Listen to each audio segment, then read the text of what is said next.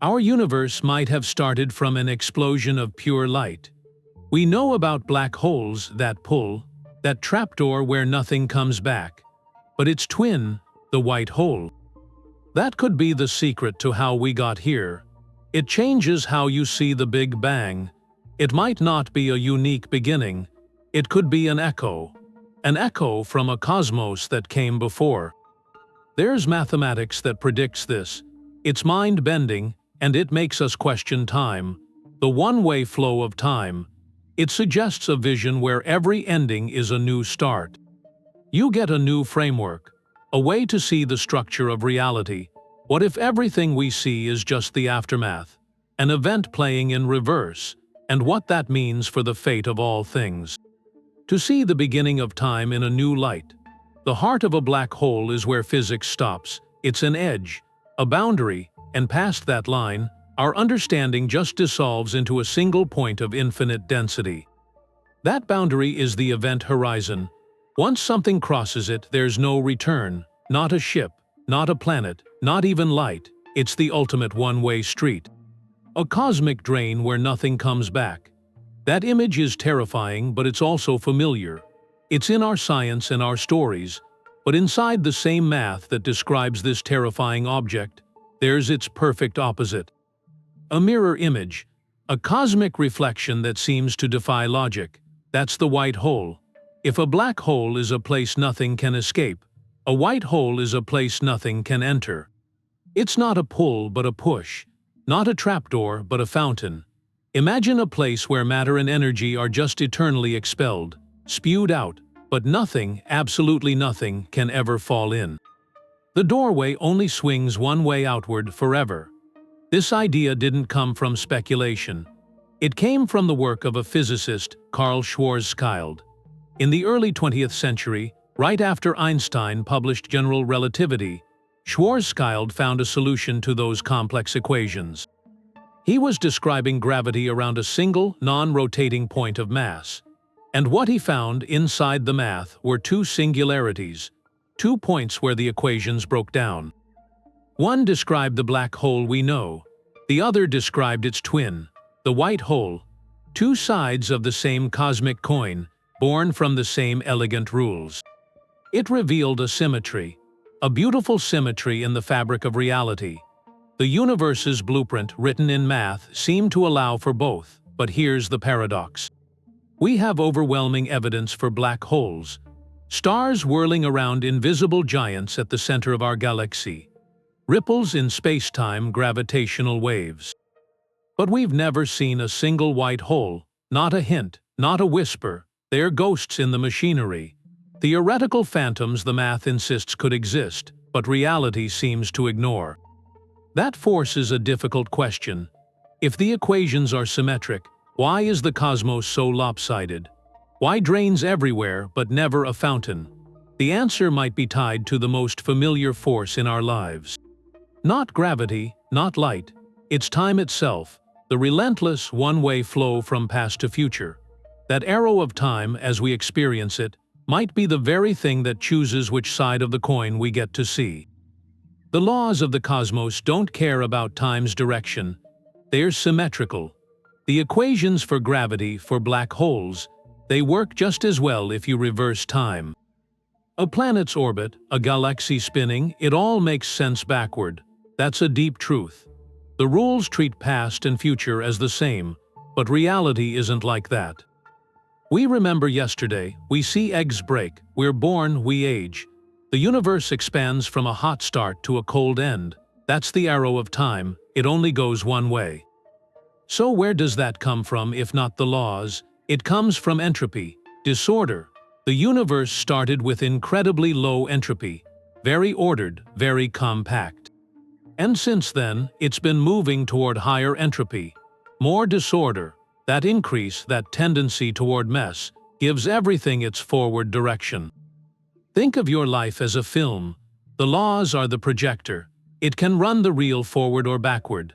The mechanics work either way, but you'd know which direction was right. You'd see a shattered glass leap up and reassemble. You'd see smoke go back into a cigarette. The physics is all there, but the story is nonsense. The arrow of time is the story. Not the projector. Now take the cosmic drain and fountain. A black hole forms from a collapsing star. That's a movie of increasing gravitational order. A huge entropy increase as matter is crushed. Play that movie in reverse. What do you see? A singularity erupting. It spews out a star's worth of matter. Nothing falls in. Everything is pushed out. That's a white hole.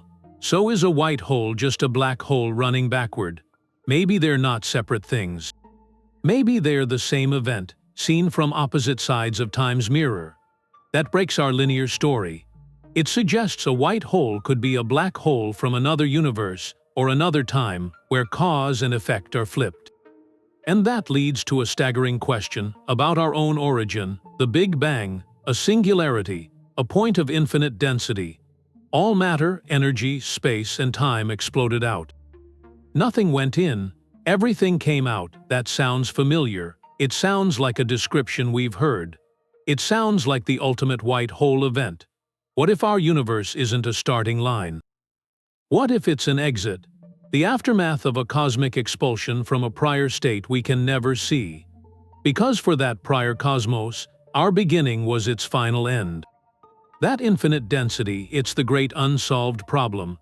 Our understanding of the universe just stops there. It's a dead end in our physics.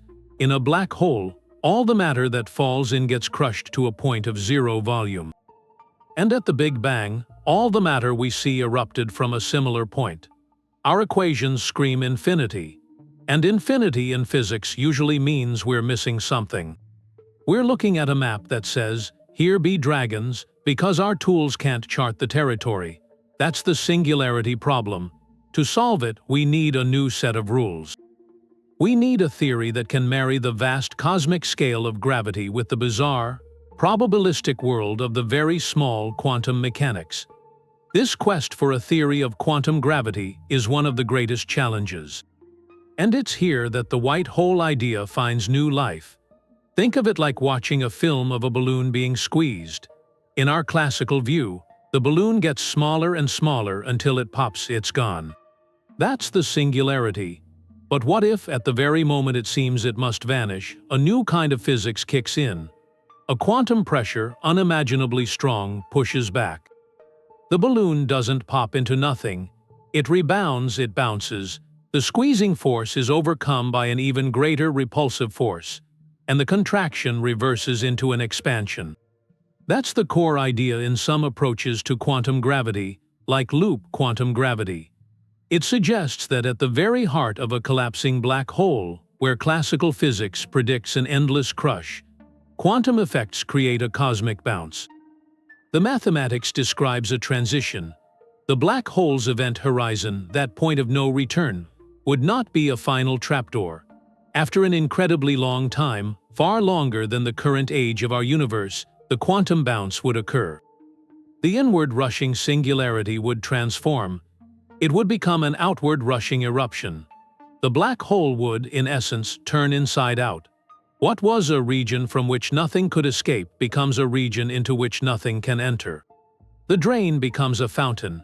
The black hole becomes a white hole, connected not to our universe but to a new region of space-time. This isn't just playing a movie in reverse. It's a physical process, a resolution that avoids the infinite nonsense of the singularity entirely. This has profound implications for a famous puzzle, the information paradox. In a classical black hole, all the information about what fell in is seemingly lost forever when it hits the singularity. The composition of a star, the pages of a book, the structure of an atom, gone. This violates a core quantum principle that information cannot be destroyed. But if there is a bounce, if the black hole transitions to a white hole, that information isn't lost.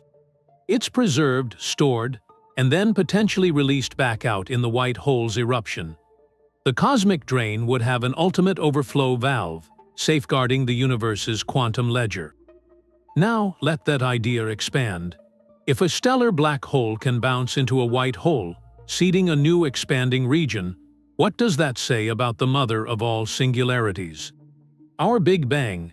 Perhaps it, too, was not a true beginning from nothing, but a bounce, a quantum rebound from a prior cosmic phase that underwent a colossal collapse. Our entire universe, in this view, could be the white hole eruption of a black hole that formed in a different cosmos. It offers a vision of a cyclical or multiverse reality, where every ending is a new beginning, not in a metaphorical sense, but as a physical process written into the quantum fabric of spacetime. The white hole is no longer just a ghost in the math. It becomes a potential architect, a mechanism for cosmic rebirth. Science fiction has always played with the impossible. White holes were in novels and films long before they were in physics papers. They were imagined as cosmic fountains, pouring out energy to renew starships. Or as gateways, portals to other dimensions or times. These were stories. They were narrative devices, not science, but that speculation did something. It prepared the ground. It made the idea of a cosmic opposite to a black hole feel conceivable, even wrapped in fantasy. The move from that fiction to a physics preprint is its own story. The real shift started in the 1960s. The concept was in the math since Schwarzschild, but it was a Soviet astrophysicist, Igor Novikov, who named it. He was working through general relativity, the strange solutions it allowed. He saw the equations weren't just describing a black hole. They described two connected regions. And he gave the other one a title, the white hole. This was legitimization. By giving it a name, he moved it from a footnote to an object for study. Physicists suddenly had a term, a concept to debate. The white hole left fiction and entered theoretical astrophysics. For decades after, white holes were a theoretical curiosity. Their properties were analyzed, but they were seen as mathematical oddities, unlikely to exist in our real, time-directed universe. The view was the laws allowed them, but the arrow of time, entropy, made them improbable. Forming a white hole would seem to require running the cosmic film backward, assembling a singularity from scattered energy. That violated cause and effect. So they sat on the shelf, intriguing but impractical. The game changed with quantum gravity research. Physicists like Carlo Rovelli and Hal Haggard didn't just dust off the old idea. They rebuilt it, using tools from their field. In frameworks like loop quantum gravity, the singularity isn't an end. It's a bridge. Their work provided a physical mechanism, that quantum bounce, which could transform a black hole into a white hole through a natural, though immensely slow, process. This wasn't science fiction anymore. It was a specific, mathematically rigorous proposal, a way the universe might avoid dead ends. Their papers had calculations, predictions for how long the transition would take, and faint, detectable signatures. They turned the white hole from a speculative mirror into a potential endpoint in a black hole's life cycle, a key piece for the information paradox. This arc is important. It shows how the frontier of knowledge often works. An idea starts as wild speculation, a what-if from imagination. Then someone finds it hidden in the mathematics, the universe's own blueprint. For a while, it lingers as a beautiful but impossible quirk of the equations. Finally, a new theoretical framework arrives. It provides the missing context. It makes the impossible seem not only possible, but necessary. The white hole's journey teaches us to keep an open mind about bizarre possibilities. The most outlandish science fiction trope of yesterday can, with the right mathematics, become the serious hypothesis of tomorrow. It makes you ask, what other fantastical ideas in our novels or daydreams are just waiting for their equation to be written? That mathematical link between a drain and a fountain has a name. The Einstein-Rosen Bridge, the original wormhole. To see it, you go back to Carl Schwarzschild's first solution. He solved Einstein's equations for a single point of mass. The result was a complete geometry, a strange one. Picture space-time not as a flat sheet but as an hourglass, a funnel with two long, flaring necks.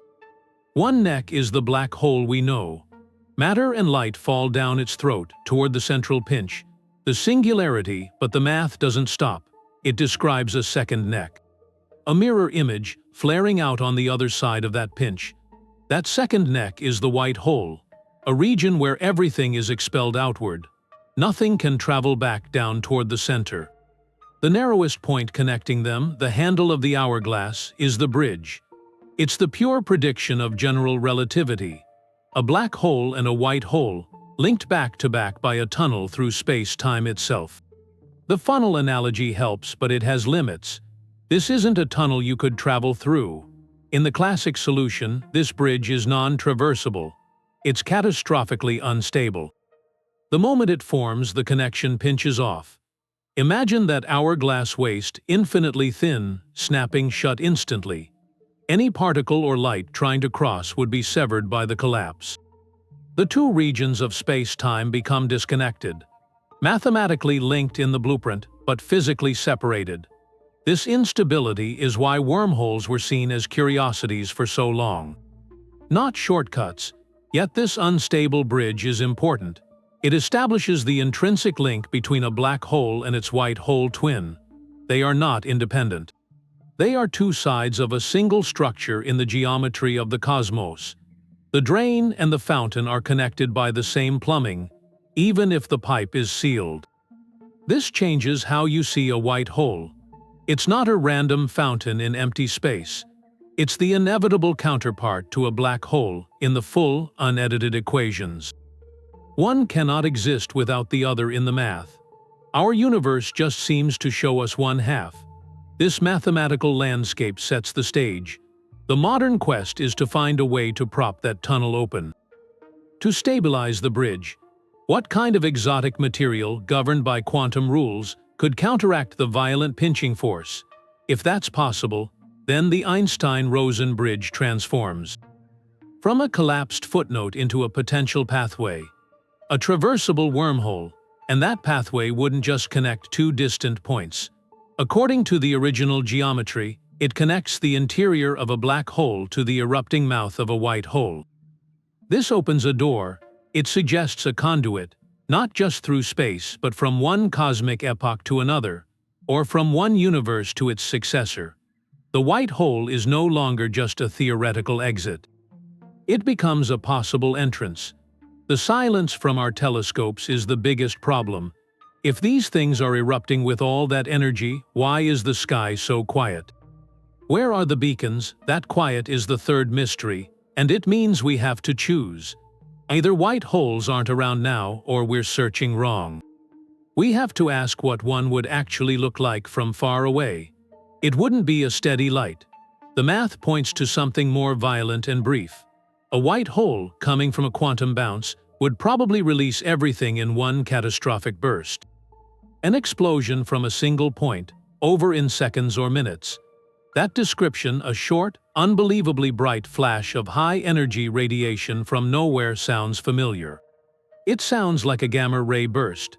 Those are the most powerful explosions we know, usually tied to dying stars. But what if some of them, the ones we can't explain, aren't deaths? What if they're births? The final eruption of a primordial black hole from the beginning of time. There are other candidates too. Fast radio bursts. Those millisecond radio blips from deep space, often with unknown causes. Could some be faint whispers from white hole activity? Even the cosmic microwave background, the old afterglow of the Big Bang, might hold marks. Tiny irregularities in its temperature could, in theory, be scars from white holes evaporating in the early universe, which leads to the most compelling answer for the silence. Maybe white holes aren't modern objects. Maybe they're archaeology, relics from a denser, more violent early universe. Right after the Big Bang, conditions were so extreme quantum gravity took over. Primordial black holes could have formed in that chaos, and then through quantum processes, bounced rapidly into white holes. Those early eruptions would have been spectacular and short, seeding the young cosmos with matter before fading. Their legacy would be woven into everything, part of the foundation, not a distinct object. We'd be living in the aftermath, looking for ghosts that vanished long ago. That reframes the whole search. We're not just building better telescopes. We're becoming historians, sifting through the faintest signals for a forgotten chapter in our own origin. The silence isn't the end of the mystery, it's a clue, telling us to look deeper into space and deeper into time. The silence we hear now might be a clue to the loudest event. If you follow the white hole ideal all the way, it takes you back to the first moment, to the Big Bang, that hot, dense start of everything, but that phrase might be wrong. It might not have been a beginning at all. The math of a white hole eruption, a singularity that only expels, that nothing enters, that's almost exactly a description of our cosmic origin. This isn't just a poetic match, it's a radical proposal. It reshapes the whole story. In this view, our universe isn't the first page. It's the last chapter of a different story. It's the inside of a white hole. Picture a supermassive black hole in some other cosmos, a prior one. For ages it pulls in matter, it grows in the dark. Eventually it reaches a final state. But in quantum gravity, that final state isn't an eternal prison. It's a transformation. The immense gravitational crush at its core triggers a quantum bounce. A rebound of unimaginable force. That bounce is the ignition. The black hole turns inside out. Its entire mass energy is expelled in a cataclysmic eruption. And that eruption, from the perspective of the new space-time that forms, is a Big Bang. Our whole expanding cosmos, with all its galaxies, is what's inside that newborn white hole. We aren't looking out from a unique starting point. We're looking out from the exit of a tunnel leading back to a universe we can never see. This idea leads to models of a cyclical cosmos, a bouncing one. In Roger Penrose's conformal cyclic cosmology, the distant, cold, empty future of our universe becomes mathematically identical to the hot, dense singularity of a new one. The end smoothly becomes a new beginning, an endless chain of cosmic eons. In bouncing cosmologies from quantum gravity, our universe is one bounce in an infinite series. Like a cosmic heartbeat, the white hole provides the physical mechanism for that bounce. It's the moment of reversal. The beauty here is how it addresses a deep unease. The idea of a true beginning from absolute nothingness has always been a cliff edge. What caused it? What was before? By reframing the Big Bang as a white hole event, you replace a mysterious creation with a physical transition. There's no need for a supernatural starting gun. Instead, there's a process, governed by the laws of physics, even if those laws are the quantum gravity rules we're still finding. The before becomes the parent universe. Our origin isn't a break in the chain of cause and effect. It's a link in an eternal chain, perhaps an infinite one. This reframes our whole cosmic history. The billions of years of galaxy formation, star birth, planetary evolution. That's not the opening act of a one-time show. It's a single chapter in a saga with no first volume. Our search for the beginning of time becomes a search for the structure of a cycle. Every discovery about the early universe, the cosmic microwave background, the primordial elements, that's not just data about our start. It's forensic evidence about the end of something else. The white hole hypothesis doesn't diminish our story, it expands it. It connects our fate to a grander, eternal narrative written into the fabric of reality itself. The second law of thermodynamics. It's one of the most reliable rules we have. In any closed system, entropy always increases, disorder grows, a glass shatters. Ice melts, the universe expands and cools. That increase in disorder gives us the arrow of time. It's why we remember the past, not the future. Now take a black hole. When it swallows something, a star, a planet, any structure, it doesn't just hide it. It destroys the information of that order. That act is a massive increase in entropy.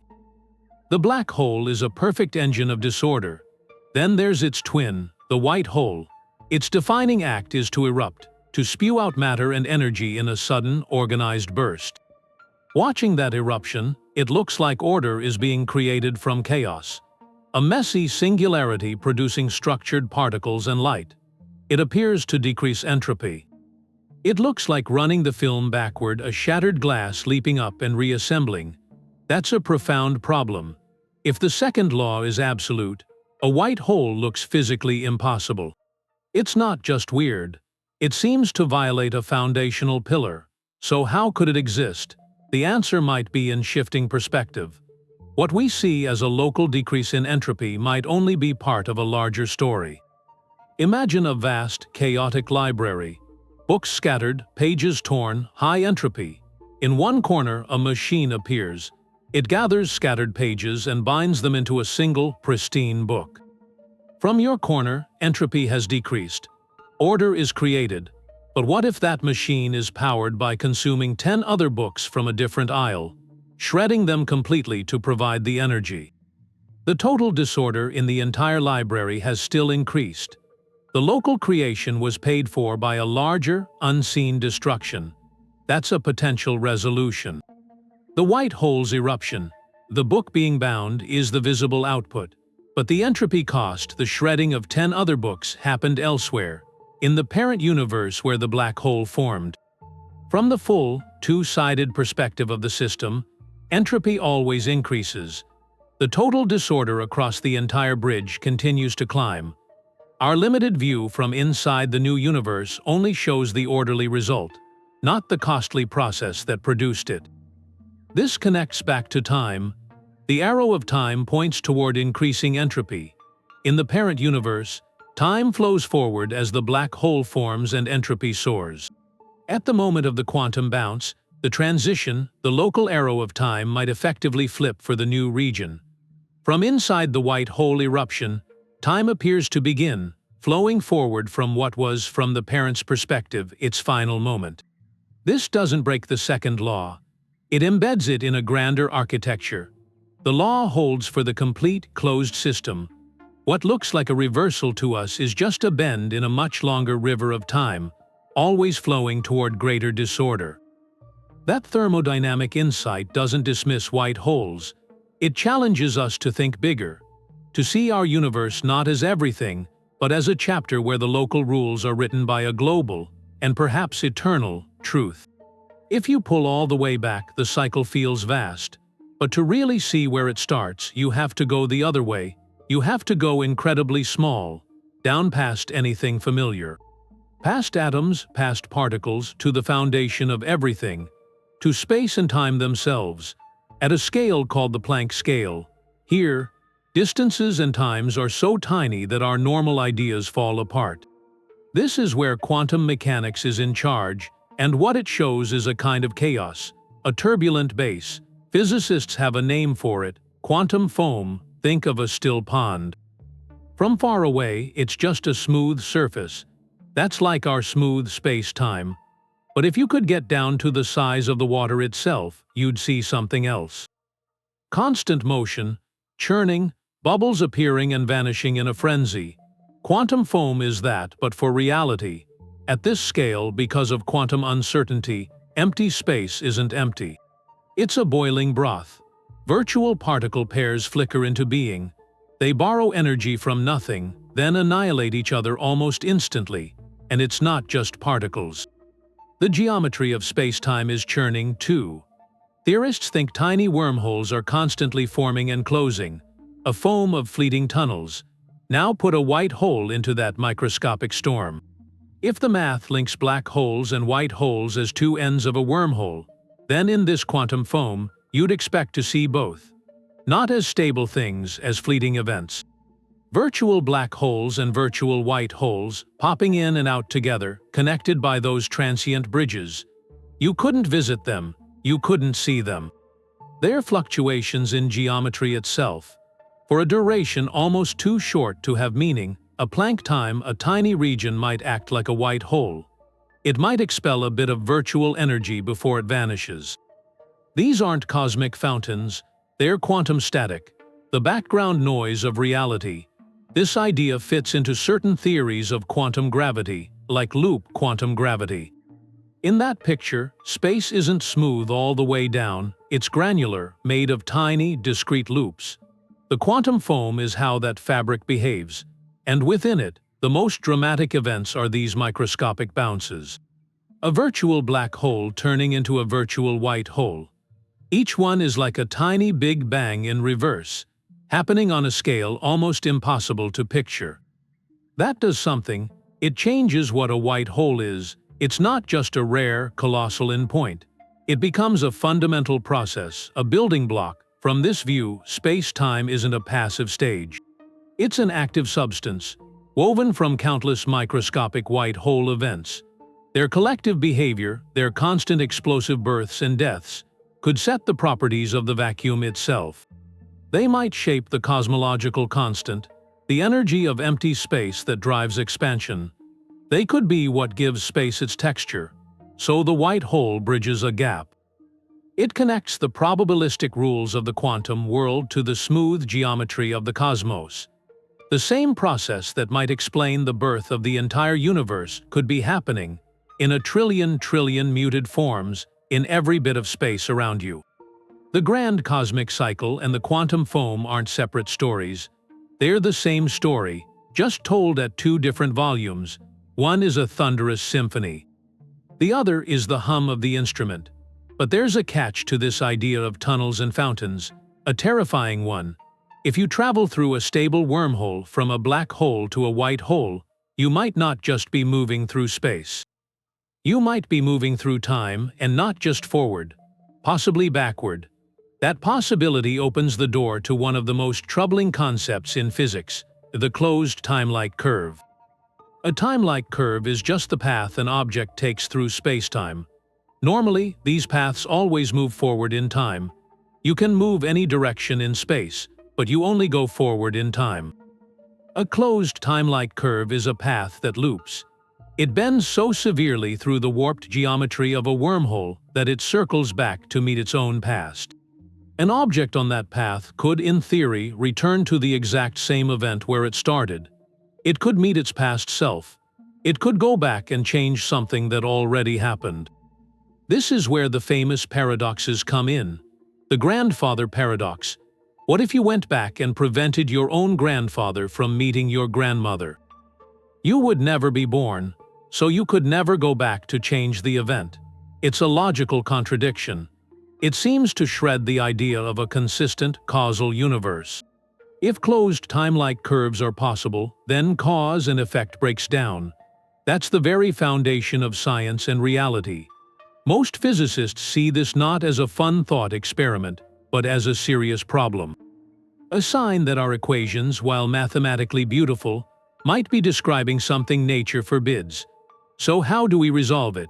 If white holes and traversable wormholes are possible, does that force us to accept time travel and its paradoxes? Not necessarily. There are ideas that try to restore order. One is the Novikov self-consistency principle, proposed by the same physicist who named the white hole.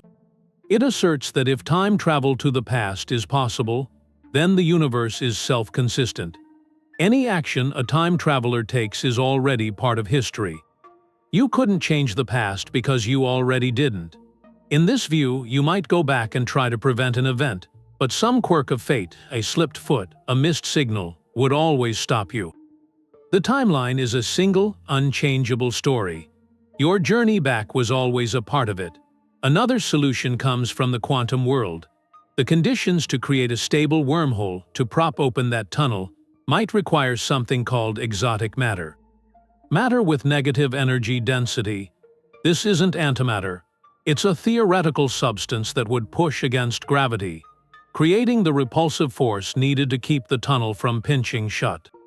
But quantum field theory suggests that creating and sustaining enough of this exotic matter to make a human traversable wormhole might be virtually impossible. The universe's quantum rules might act as a cosmic regulator, preventing the macroscopic conditions needed for a paradox. This forces a confrontation. Are closed timelike curves and time travel strictly forbidden by the laws of physics? Or are they merely made so extraordinarily difficult that they are effectively impossible in our universe? The answer leans toward the latter. The laws, as we understand them, don't have a clause that says no time travel. Instead, they seem to weave a web of conditions: quantum instability, incredible energy requirements, self-consistency, that protect causality. Without outright banning the geometry that threatens it, it suggests the universe is clever. It allows for mind-bending structures in its blueprint, but ensures they don't lead to narrative chaos. The white hole at the end of its wormhole might be a doorway, not to a paradox, but to a deeper understanding of how the cosmos maintains its consistent, story-like flow. The geometry of general relativity gives us a language for this. But to really resolve the paradoxes inside a black hole, you need a dictionary, something that translates gravity into quantum terms. String theory offers that, and its picture is completely different. In that framework, the fundamental units aren't point-like particles, they're tiny, vibrating strings. So a black hole isn't an empty pit with a singularity at the bottom. It's a dense, tangled ball of these strings, a fuzzball. There's no smooth interior, no sharp event horizon, and no singularity where physics ends. The whole region is just a giant state of stringy matter that solves the information paradox. Information isn't lost behind a horizon. It's scrambled throughout the fuzzball's structure. Now, if a black hole is a fuzzball, what's its white hole twin? In the symmetric equations, it would be the time reverse, a fuzzball erupting, unraveling its strings outward in a coherent burst. The transition from one to the other becomes a reorganization, a phase change in the quantum fabric. This view removes the singularity from both sides. It replaces infinite density with a physical object, a bizarre one, but one described by quantum rules. Then there's the holographic principle. That idea suggests all the information inside a three-dimensional volume, like a black hole's interior, is actually encoded on its two-dimensional boundary. Like a cosmic DVD, the event horizon isn't just a point of no return. It's a screen containing a perfect description of everything inside that turns intuition inside out. The three-dimensional world we experience might be a projection from information stored on a distant surface. So what does a white hole look like here? If a black hole is one encoding of information on a horizon, then a white hole could be a different way of decoding that same information. It's not a separate object in space. It's the same data, played back in reverse. The eruption isn't matter coming from a point. It's information on the boundary being translated back into a three-dimensional event. The Big Bang itself, in this framework, could be the ultimate holographic projection, the decoding of information on a primordial horizon into an entire universe. These frameworks, string theory and holography, provide different mathematical languages. They describe the same phenomenal idea. They show the white hole isn't just a single fixed concept. It's a versatile tool, a probe to test the intersection of gravity, quantum mechanics, and information. Each theory approaches the mystery from a different angle. General relativity gives the elegant, geometric bridge. Loop quantum gravity offers the quantum bounce. String theory provides the fuzzball. Holography gives the encoded data. They all converge on one possibility, that our universe might not be a one-time event but a transformation, a message decoded, a string state reconfigured, a geometry rebounding. The white hole in all these guises remains the symbol of that potential, a cosmic mechanism that turns an ending into a new set of rules.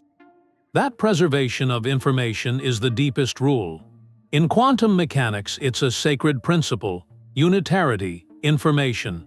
The specific details that make a particle itself can never be truly destroyed. It can be scrambled, hidden, transformed, but never erased, not from the cosmic ledger, and that creates a conflict, a profound one, with the classical picture of a black hole. Matter falls past the event horizon, it's crushed at the singularity. So where does its information go? If it's lost forever, then black holes are universe-sized shredders. They violate the most fundamental quantum law. That's the information paradox, a crisis that's troubled physicists for decades. And the white hole offers an escape, a breathtakingly elegant one. If a black hole doesn't end in a dead-end singularity, if it undergoes a quantum bounce and transforms into a white hole, then the information has somewhere to go. It isn't destroyed, it's stored. Imagine dropping an intricate clock into a furnace. In the classical view, the clock melts. It becomes a featureless puddle. Its information is gone, but in the quantum bounce view, the furnace has a secret compartment. It doesn't destroy the clock, it disassembles it into its tiniest constituent parts. Every gear, every spring, and it locks them away, in a vault of extreme gravity. That vault is the black hole phase. And then, after an almost unimaginable duration, the vault unlocks. The quantum bounce occurs. The disassembled pieces are expelled, not as a melted lump, but as a shower of fundamental particles and energy. The white hole erupts, and the information, the blueprint of that original clock, is still there. It has been radiated back out into the universe, but it's hopelessly scrambled. Translated into a new language, a language of particles and radiation. Reconstructing the original clock from that eruption, that would be like trying to reassemble a library from the ashes of a fire. The information is preserved, in principle, but in practice, it's encoded across the entire outburst, in a form we may never decode. And this process, this information recycling through a white hole phase, it does more than solve a paradox. It suggests a rhythm, a fundamental rhythm to reality. The universe might not create or destroy information. It might only change its address. A star forms. It lives, it collapses into a black hole. Its information is transferred, from a luminous structure to a dark, gravitational one. Eons later, that black hole transforms. And the information is transferred again, sprayed into a new expanding region, as the seeds of new structures. The journey of a single particle's quantum identity could be woven through multiple cosmic epochs. A thread in an eternal tapestry. And that ties the fate of the smallest things to the grandest scales. The ultimate fate of our own cosmos, in many models, is a cold, dark, dilute emptiness. A state of maximum entropy. But if white hole bounces are possible, that bleak end might not be a full stop. It could be a semicolon. The vast, cold universe of the far future might, on quantum timescales, undergo its own transformation. The information of every galaxy, every star, every planet, now scrambled into a uniform haze, could be the raw material for a new beginning. The white hole mechanism provides a potential physical process for that rebirth. It means the story of the universe, and every tiny piece within it, might have no final chapter. Only an endless series of translations, from one state of being to another. The oldest light we can see, the cosmic microwave background, that faint glow everywhere, it's a snapshot from when the universe was just hot plasma, about 380,000 years after the Big Bang. And if the universe came from a white hole, that afterglow might have scars, marks from the transition. Think of a pond after rain. The surface has ripples from all the drops. But if someone dropped a large stone just before the rain started, you might still see its signature, a set of perfect rings under all that chaos. Some people think the cosmic background could have rings like that. Patterns of warmer and cooler spots in circles. Imprints from huge events before our Big Bang, from collisions of supermassive black holes in a prior universe. The gravitational waves from a merger like that would ripple through that parent universe. And if our universe emerged from a white hole tied to that event, those ripples could transfer over. Stamped onto the first light here, they'd be fossils of a history we can't see. Another possible signature is a large cold spot, a region much colder than the models predict.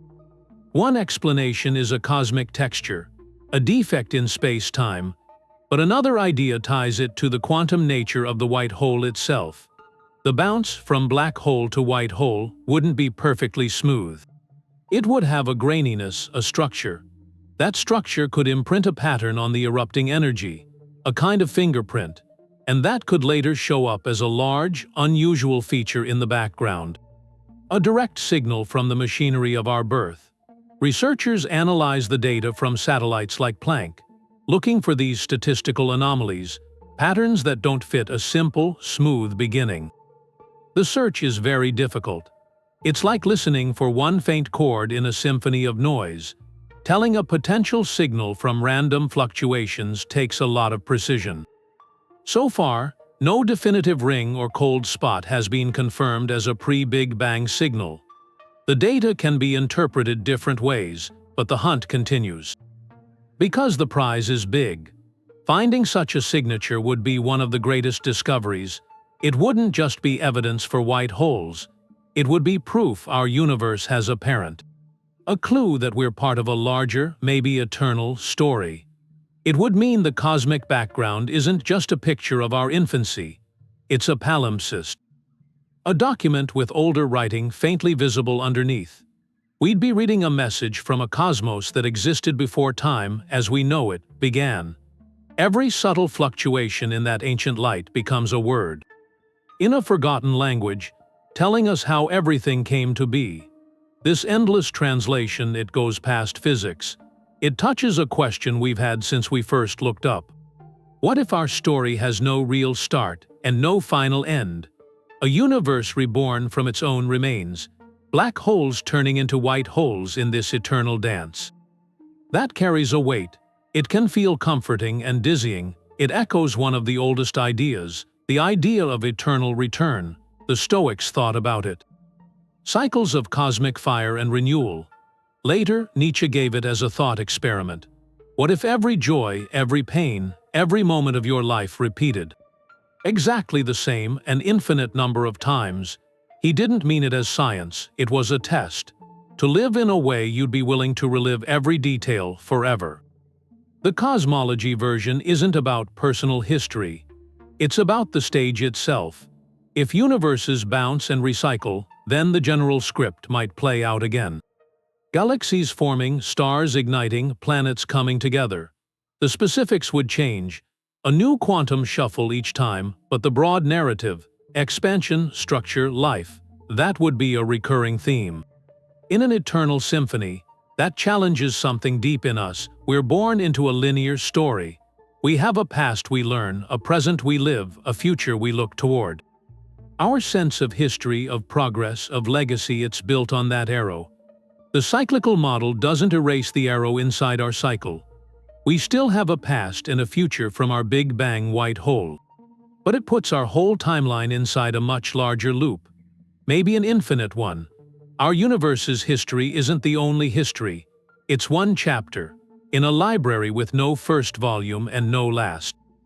That decenters us. It suggests our cosmos isn't a unique creation event. It's a common phase, maybe a frequent one in a grander process. There's a humility in that. And a strange connection. It means the atoms in your hand aren't just stardust from this universe's stars. They're recycled information, the transformed essence of countless cosmic epochs before. You're not just a product of this universe. You're a testament to its endurance through cycles. Does that give purpose or take it away? Some might find a bleakness in infinite repetition. If everything recurs, do our struggles lose their singular meaning? Others might find a deep resonance.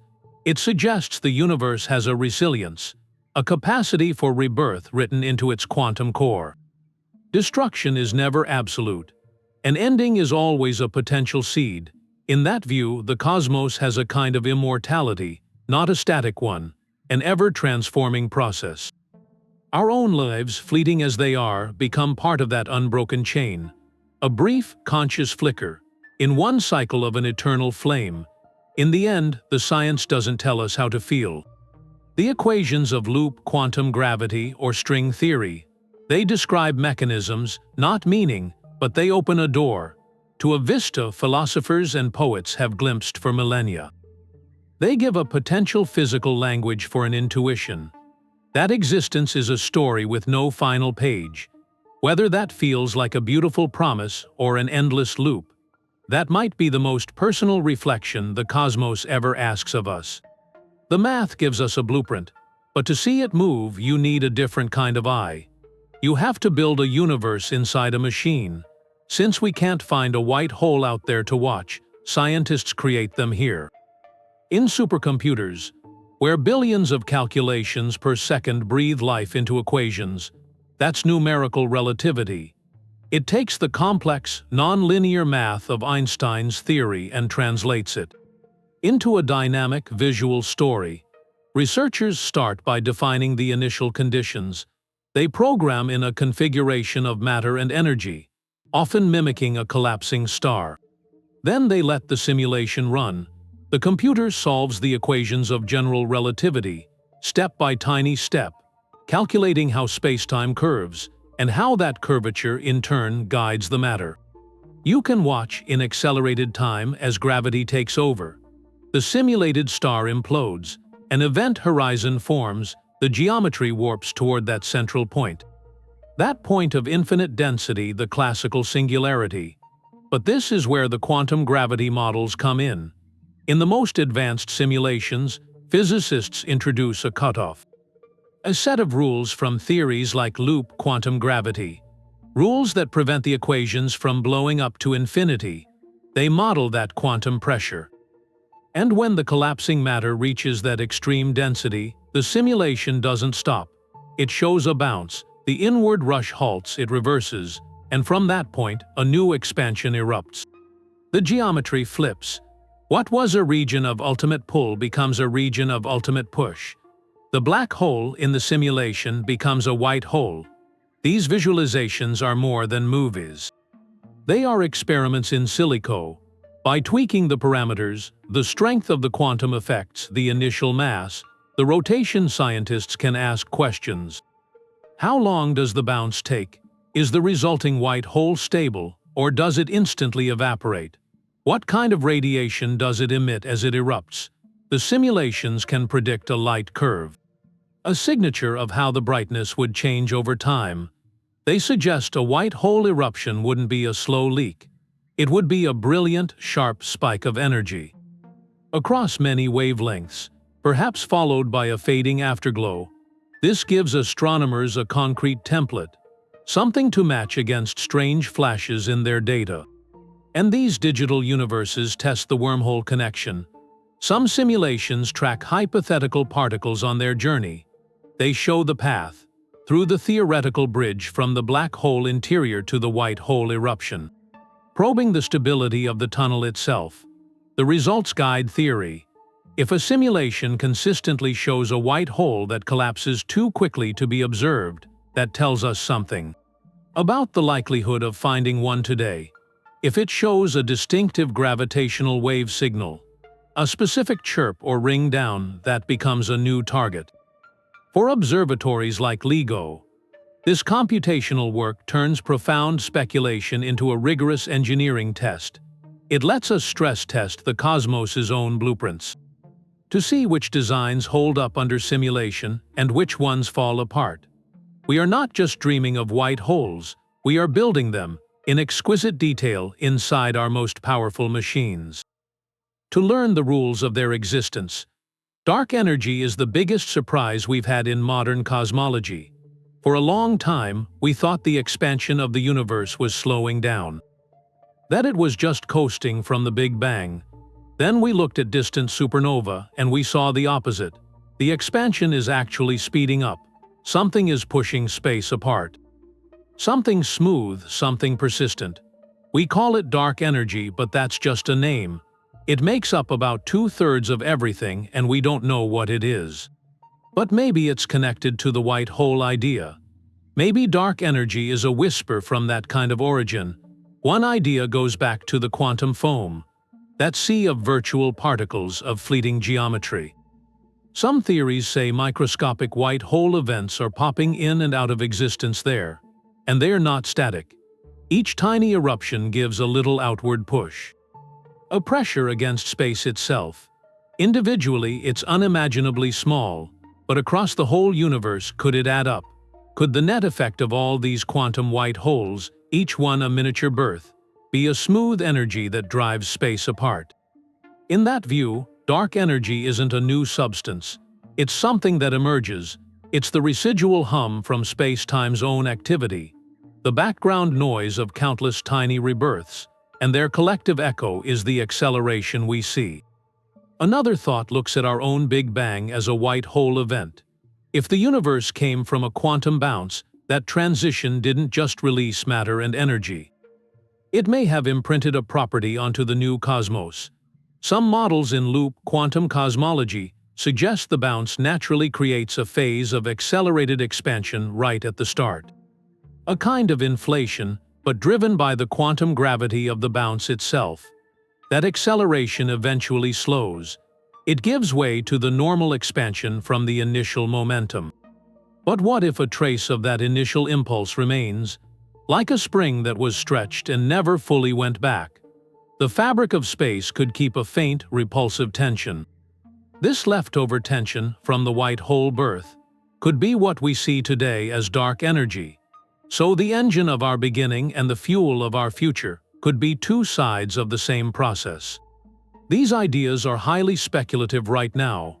They're at the frontier where mathematics meets imagination, but the connection is compelling. It links the two biggest puzzles, how we began and how we will end, under one idea. The white hole hypothesis offers a thread. It suggests the force tearing galaxies apart might not be arbitrary. It might be an inherent feature, a lasting signature of the explosive event that started everything. The same quantum gravity that prevented a collapse in the past might be gently guiding the expansion of the future. There's a symmetry there. Our cosmos may have been born from a push. And it may end with a push. Not a collapse, but an ever-quickening drift into silence. And in that quiet future, the seeds of the next great push might already be waiting. Speculation drives science forward. It isn't something to avoid. White holes, they're elegant, they solve certain problems, but they're still speculation. We haven't seen one, but dismissing them for that misses how science actually works. So many ideas started as mathematical ghosts, just curiosities, long before we could observe them. Black holes are the clearest example. Carl Schwarzschild solved Einstein's equations and found this point of infinite density, a place where nothing escapes. Many thought it was just a math trick, not a real thing. Einstein doubted it too. For years they were called frozen stars, theoretical phantoms. It took pulsars, quasars, stars orbiting nothing to prove they were real. And common, the same thing happened with gravitational waves. Einstein predicted them in 1916. Ripples in space-time, but they seemed too faint to ever detect. A footnote for a century. Then in 2015, LIGO heard it. The chirp of two black holes colliding a billion light-years away. A whisper that confirmed the math. These weren't lucky guesses. They came from following the equations to their logical end. Even if it was startling, so speculative ideas like white holes, they have a purpose. They push boundaries, they make us question assumptions about time, about beginnings, about singularities. Asking, what if, forces us to build better tools. To design new tests, to look at old data differently. Often the value isn't in confirming the idea itself. It's in the breakthroughs it sparks nearby. Trying to understand black holes, their information paradox. That struggle drove progress in quantum gravity, in thermodynamics, in our picture of reality. The white hole idea suggests a cyclical cosmos. That alone makes us re-examine cosmological data, looking for imprints of a prior epoch. Even if white holes are never found, the search will reveal something new. They're thought experiments. They stretch the canvas. They're the sketch before the detailed portrait. Studying only what we can already see, that's like staying in the light of a campfire. Speculation is building a new lantern and stepping into the dark beyond it, trusting the map of mathematics to guide the way. The ninth challenge is communication. How to share ideas that are deeply unintuitive. Things like white holes or time running in reverse, or the idea that a beginning might also be an ending. These aren't observations. You can't point a telescope at them, not directly. They come from mathematics, from the logic inside our theories, and translating that into something people can feel, something they can grasp, that's its own kind of work. It's an art. Think of the theory as a symphony written in a language almost no one reads. The job is to let everyone else hear the music. To do that, we use metaphors. A white hole becomes a cosmic fountain. The Big Bang as a white hole is like watching an explosion in reverse. A universe born from a black hole is a phoenix. These images are powerful. They give the mind a starting point. A child can picture a fountain. They can understand a video playing backward. That connection is everything. But every metaphor breaks. The fountain suggests a steady flow, but it might be one single burst. The reverse video implies time runs backward inside, which isn't quite right. The phoenix suggests a conscious cycle, but the physics is just mechanical process. The risk isn't in using the metaphor, it's in letting it become the truth. The best communicators are like guides. They point to the comparison, they say it's a bit like this, and then they show where it frays. They build a bridge with the familiar, but they don't pretend the other side looks the same. This work is essential. Public support for this kind of science, for building colliders, for launching telescopes, it depends on a shared sense of awe. People need to feel why these questions matter, even if the answers don't build a better phone. The search for a white hole or for a cyclic cosmos, it's a search for our origin story. It asks where we came from, what this place is. Communicating that quest with all its possibilities and its uncertainties, it builds a culture that values exploration. For its own sake, and it inspires the next generation. A young person hearing about a black hole turning inside out to birth a new universe, they aren't just hearing a fact. They're being handed a key to a door marked unknown. That moment of wonder, that feeling the universe is stranger than they dreamed, it can set a course. It can turn an observer into a physicist, or an engineer, or just a more thoughtful person in a cosmos full of mystery. The equations are written in mathematics. But the story of the search belongs to everyone. Telling that story well is how the journey continues, long after we're gone. The silence of the sky is a call to action. It asks for better ears, sharper eyes, new kinds of senses.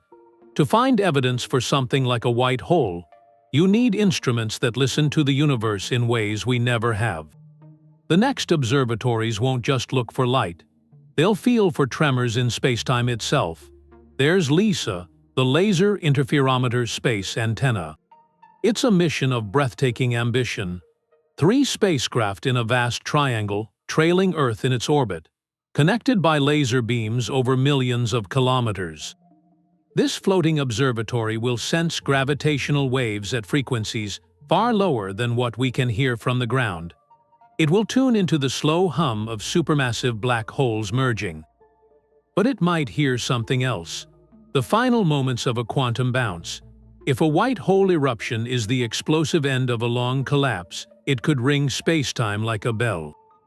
LISA might detect that signature, a sharp, high-frequency chirp or a specific pattern of ringing, something that doesn't match any known collision or merger. It would be a whisper from the quantum gravity realm, a direct signal from a cosmic rebirth. Other experiments will look closer to home, but much further back in time.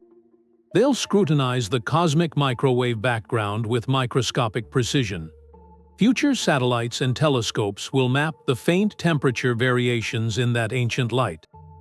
They'll search for those concentric rings, those subtle statistical anomalies, imprints from a universe before our own. Finding that pattern would be like a fossilized fingerprint on the first page of our history. A fingerprint that doesn't belong to any process that started here. Forensic evidence of a pre-Big Bang event. A collision that sent ripples through a parent cosmos and left its mark on our dawn. Beyond space-time ripples and ancient light, there are other messengers, neutrinos, ghostly particles that stream through the universe from violent events. A future neutrino observatory, catching a sudden flood of high-energy neutrinos from a single point, could point to an exotic eruption. Even tabletop experiments here on Earth could test the principles. By studying quantum systems under extreme conditions, we might find behaviors that mirror the physics of a bounce. Laboratory-scale support for the theory. The path to confirmation is long and uncertain. A single strange signal could have many explanations. The true breakthrough likely comes not from one observation but from a convergence. A gravitational wave chirp from LISA, a ring in the background radiation, and a theoretical model from quantum gravity that predicts both. This quest does more than hunt for one object. It drives cosmology forward. Building LISA pushes precision measurement and space engineering. Analyzing the cosmic background demands breakthroughs in data processing. Each step forces new tools, new methods, new ways of thinking. Even if the white hole remains hidden, the journey to find it will illuminate other cosmic secrets along the way. Our curiosity about how the universe might end and begin again is itself a catalyst for discovery. Mathematics gave us this idea long before we ever went looking for it. That's a mystery in itself. The equations of general relativity, solved by Carl Schwarzschild more than 100 years ago, they already contained the white hole. As a perfect mirror image, it wasn't something we invented, it was discovered already there inside the logic of the theory, and that raises a deeper question about the relationship between the equations we write and the universe we live in. Does every beautiful, consistent mathematical structure have to exist out there in the cosmos? Or is math just a powerful language, a tool we use to describe what we see, with no guarantee that every grammatical sentence corresponds to something physically true? This is one of the oldest debates in the philosophy of science. On one side, there's a view often called mathematical realism or Platonism. In this view, mathematical truths exist independently. In a kind of abstract realm, the universe is inherently mathematical in its structure. So when a physicist finds an elegant equation, they're uncovering a piece of reality's blueprint. From this angle, the white hole isn't just a curious solution. It's a signpost, pointing to a real possibility woven into space-time, waiting for the right conditions to be realized. The math isn't just describing, it's revealing what must be. The opposing view is instrumentalism. Here, mathematics is seen as an incredibly effective tool. A human invention that helps us model and predict what we observe. But it's a tool. And like any tool, it can produce outputs that don't correspond to anything real. A calculator can give you the square root of -1, but that doesn't mean you'll find an apple in a basket. From this angle, the white hole could be a mathematical artifact. A ghost in the machine. Something that emerges from the rules of the game we invented with no necessary physical counterpart. Its elegance is a feature of the model, not a guarantee of existence. White holes sit right at the crossroads of this debate. They are mathematically impeccable. They come from the same revered equations that correctly predict black holes, gravitational lensing, the orbit of Mercury. That gives them a powerful pedigree. And yet, for all their mathematical beauty, they remain stubbornly absent from our observations. They are the ultimate test case. Are they a prediction we haven't confirmed yet? Or a prediction that will never be confirmed because they are mathematical phantoms?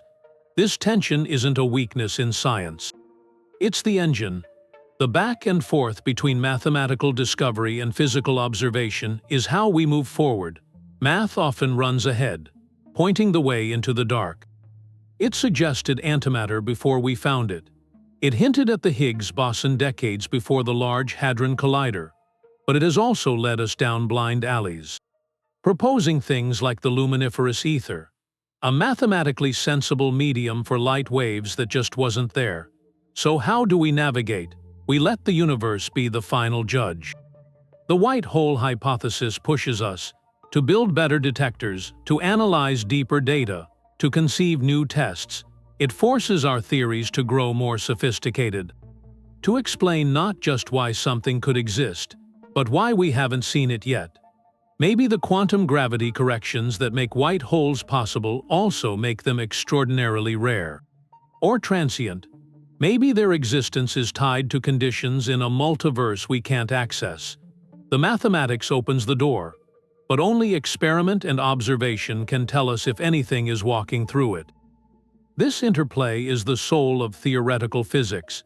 It's a dialogue between human imagination, expressed in symbols, and the silent, patient reality of the cosmos. The white hole, in its elegant elusiveness, teaches us humility. It reminds us that our maps, no matter how detailed, are not the territory, but it also inspires awe. The fact that pure thought can unveil possibilities so strange, so counterintuitive, that they force us to reconsider time, origin, existence itself. That is a testament to a deep and mysterious harmony between the mind and the universe it seeks to understand. White holes left the journals a long time ago. They are in our imagination now, where science meets myth. Stories give shape to cosmic curiosity. Take the show Cosmos with Neil deGrasse Tyson. It journeys through possible fates for the universe. And it presents the white hole, not just as theory, as a poetic vision, a cosmic rebirth. It becomes a narrative device, a way to visualize a cosmos that cycles. Destruction and creation, that's a powerful translation. A complex mathematical possibility becomes a story about hope and continuity. The white hole becomes more than an object. It becomes a symbol. Science fiction has been here for decades. John G. Kramer's novel The White Hole. The concept is a gateway, a means of travel and transformation. Other stories cast them as sources of infinite energy, or as divine objects, left by ancient civilizations. These portrayals blend the scientific premise with archetypal myths. The fountain of youth. The philosopher's stone, a door to another world. They tap into a universal longing for passages, for second chances, for pure renewal. This blending isn't a mistake.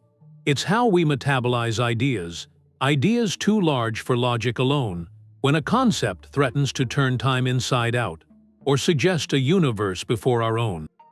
We reach for the oldest stories we have. We frame the unknown in the language of the familiar. This cultural resonance is vital.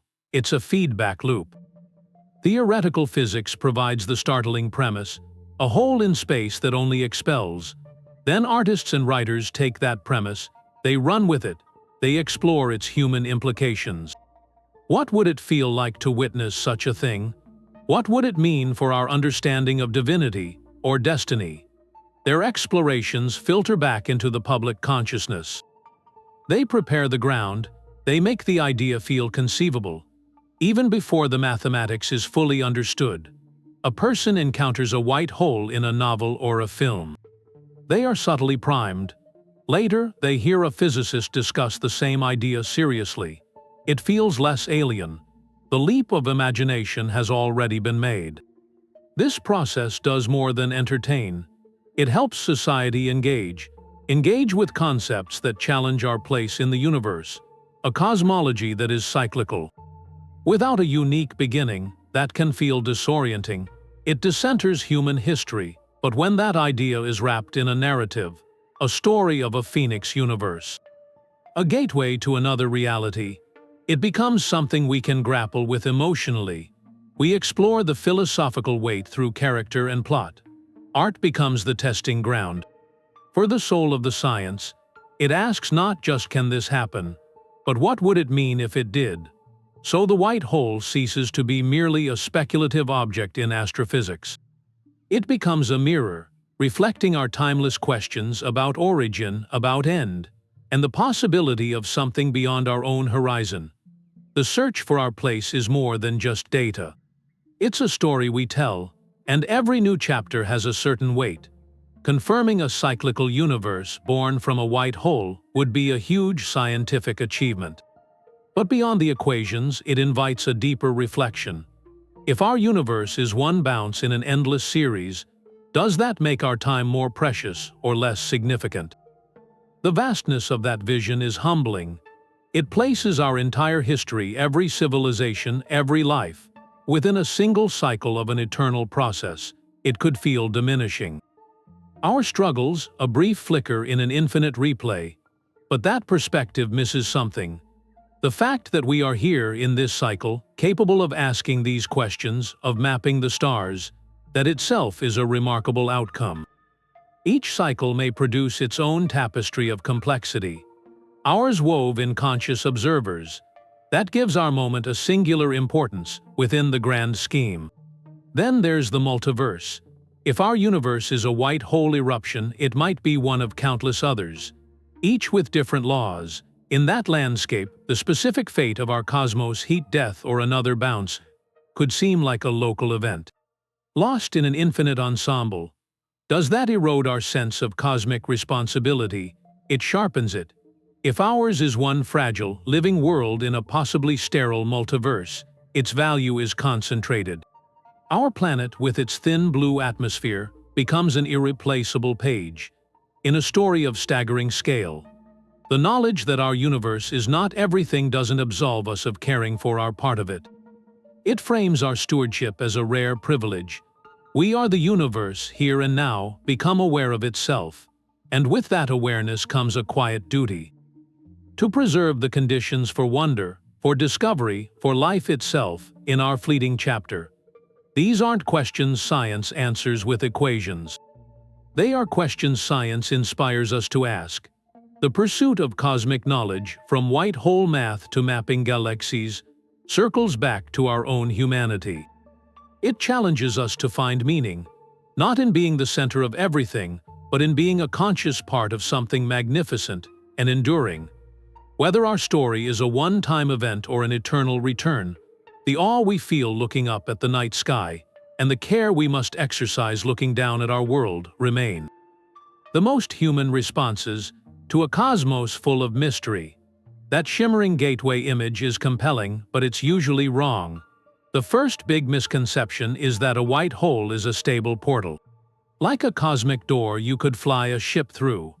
But the interior geometry from general relativity leads to a singularity, just like in a black hole. It's a point of infinite density. Approaching it means being torn apart by tidal forces. There's no serene corridor to another universe.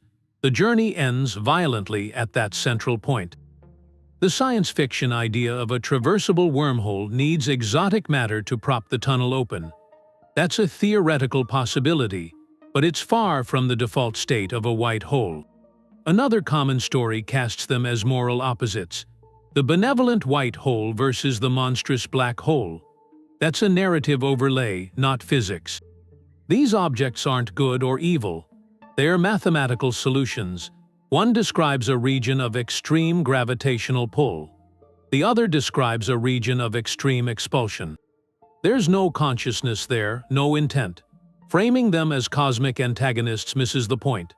Their true relationship is one of symmetry and potential transformation, not a battle between light and dark. Then there's the idea of the alternate dimension. Pop culture loves to show white holes as exits into strange, mirror universes with inverted laws.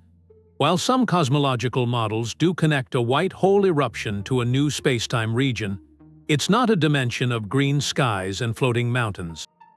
If that connection exists, the new region would likely have its own consistent physics, born from the same quantum transition. It might be a universe much like our own, expanding from its own hot, dense state. The exit isn't into a fantasy realm. It's into a potential new chapter of physical reality, governed by the same fundamental rules. Clearing away these myths isn't about ruining the wonder. It's about refining it. Grounding our fascination in what the equations actually suggest makes the genuine possibilities more staggering. You trade a simple portal for a profound transformation. You exchange a cartoonish battle for a deep, timeless symmetry. The real story isn't about traveling to another dimension. It's about the universe itself possibly finding a way to renew. To translate its own information from one state to another. That's a quieter narrative, a grander one, more humbling, where the truth, even when speculative, is stranger and more beautiful than the fiction. The dream of unification. It's this call that physics has been hearing for over a century, and we have these two frameworks. Both of them work. Quantum mechanics, it handles the very small. Particles, atoms, probabilities. Then there's general relativity. That's for the large scale. Gravity, planets, galaxies. They work perfectly in their own domains. But they speak different languages. They can't be combined, and at the extremes, like the center of a black hole or the first instant of the Big Bang, both sets of laws should apply. And that's where our understanding breaks. It shatters into contradiction. So the goal is to find the single theory, the one that weaves them together. A theory of everything, and that search needs a testing ground, a place where you push any candidate theory to the absolute limit. That testing ground is the white hole. Or really, the entire life cycle it represents. Collapse, then bounce, then eruption. It's a cosmic crucible. Any theory that claims to unify the quantum and the gravitational has to walk into that furnace and come out with answers. It has to tell us what really happens when a star collapses past the point of no return. Not with a mathematical shrug, not just saying infinity here, but with a physical description. It has to explain how information is preserved, how time's arrow behaves, how a singularity is resolved or avoided. And then it has to do the same for the beginning of our universe. The white hole framework ties these two extremes together. It says the physics at the heart of a black hole and the physics of the Big Bang are two sides of the same coin. So a unified theory can't just describe one. It has to describe the transition, how the crushing grip of a black hole's core transforms into the explosive birth of a new expanding region. This is where the competing visions face their trial. String theory, with its vibrating strings and extra dimensions, has to show how its fuzzballs can bounce. Loop quantum gravity, with its granular space-time, has to demonstrate how its quantum bounce produces a realistic universe. Any new, radical idea has to account for this potential pathway. The white hole hypothesis becomes a benchmark, a set of questions so severe that only a truly coherent theory could answer them. Studying these theoretical objects, it's not a fringe exercise. It's a direct line of inquiry into the most fundamental fabric of existence. We're using the most extreme scenarios the cosmos can conjure as a laboratory. A laboratory built from pure thought and mathematics, where we stress test our deepest ideas about reality itself. The answers we seek there won't just tell us about white holes. They'll reveal the rules that orchestrate everything, from the birth of a universe to the fate of a single particle. Forget the telescopes for a minute. Forget the computers. Think of an office late, a desk lamp on, papers covered in symbols. That's where it starts. Not with the cosmos, but with one person thinking. A theoretical physicist working on white holes.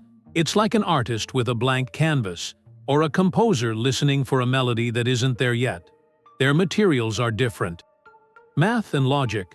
Their curiosity is a specific kind. It's wanting to see what's on the other side of a question. Why do it? Why spend a lifetime on things that might just be mathematical ghosts? A few reasons. There's an intellectual thrill, sure. The beauty of a solution that clicks. When a complex equation simplifies, shows a symmetry, it feels like finding a hidden pattern. A private conversation with how things really work. That clarity is a reward, but there's also stubbornness. A refusal to let "we don't know" be the final answer. The information paradox, singularities, they're not just puzzles. They're gaps, holes in how we think reality works, and a physicist feels that gap like an itch. A locked door that needs a key. It's craftsmanship, patient, meticulous, chipping away at the unknown, piece by tiny piece for years, and under all that, there's wonder. A humble wonder at the scale of the mystery. To sit with coffee and think about the rebirth of a cosmos, that touches the sublime. You feel the gulf between human scale and cosmic scale. And yet you believe the mind can build a bridge. The work is solitary, more dead ends than breakthroughs. It needs a tolerance for uncertainty. You're mapping territories that might not exist. But that's fundamental science. It's driven by passion and imagination, not just data. Every big theory, every shift, started as a spark in one curious mind. A mind willing to ask a question so bold the universe might pause and whisper back a fragment. So you have this picture. A cosmos that isn't just one thing, but a kind of living system. Where white holes aren't just oddities, they're essential. They're organs. Start with a universe that's finished. Not ours, but one that's run its course. Stars gone dark. Everything cold, drifting toward maximum entropy. And in that fading epoch, the last real structures are black holes. they're the final vaults, holding the scrambled information of everything that was, and through Hawking radiation they evaporate, slowly, over timescales we can't really grasp. They lose mass, they shrink toward a critical point, but that's not the end, it's a prelude. As the black hole nears its final evaporation, quantum gravity takes over. The immense density at its core triggers a rebound, a quantum bounce. The black hole turns inside out. What was an ultimate drain becomes an ultimate fountain. It becomes a white hole, and that white hole eruption is a Big Bang, a new universe, fresh, hot, dense, born from the ashes of the old. In this view, our universe isn't the first. It's likely one in a chain, an endless chain, each universe connected, parent to child, through these rebirths. A black hole in a dying cosmos gives birth to a white hole that becomes a whole new cosmos. And that new cosmos will eventually form its own black holes, which will, in the far, far future, seed the next generation. It's a self-sustaining cycle. Creation and dissolution, on timescales almost beyond comprehension. And this vision resolves puzzles. The troubling singularity at the start of our universe gets replaced by a physical process. A bounce, the origin is no longer a mysterious break. It's a natural phase transition, like water freezing or boiling, and the arrow of time, which seems so absolute to us, finds a cyclical explanation. It always points toward increasing entropy within each universe, but the grand cycle itself has no beginning or end. Time becomes a local story within an eternal saga. And the principle of quantum information is preserved perfectly. Nothing is ever truly lost. The information of a prior cosmos is scrambled, stored in a black hole, then reprocessed and expelled in the white hole eruption. It becomes the quantum seeds for new structure in the next universe. The cosmic ledger always balances. This synthesis is speculative, deeply, but it shows the explanatory power of the idea. It doesn't just answer one question. It weaves a tapestry, addressing the big mysteries at once: origin, fate, time, information, all in a single, potentially elegant framework. It offers a glimpse of a universe that isn't a one-time accident, but a participant in an everlasting process of renewal. The ultimate fate isn't a silent, eternal freeze. It's the quiet promise of a new dawn, forever waiting in the fabric of reality itself. White holes show us a universe that's stranger and more connected than we usually think. It starts with a simple symmetry in the math that leads to this idea of cosmic rebirth.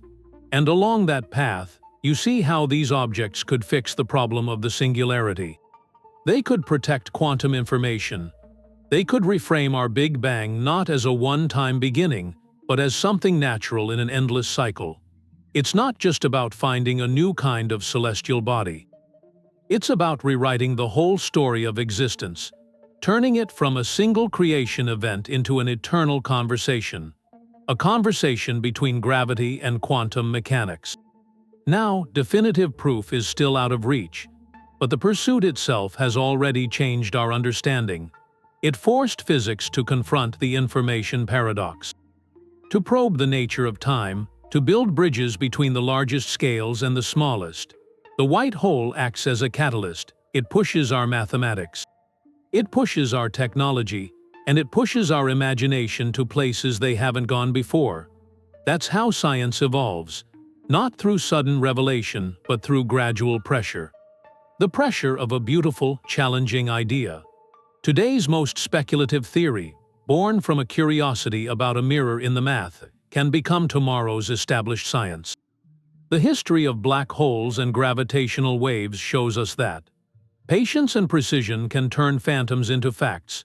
So the task is to keep asking the bold questions, to keep building the tools, and to stay open to a cosmos that's always more inventive than our fiction.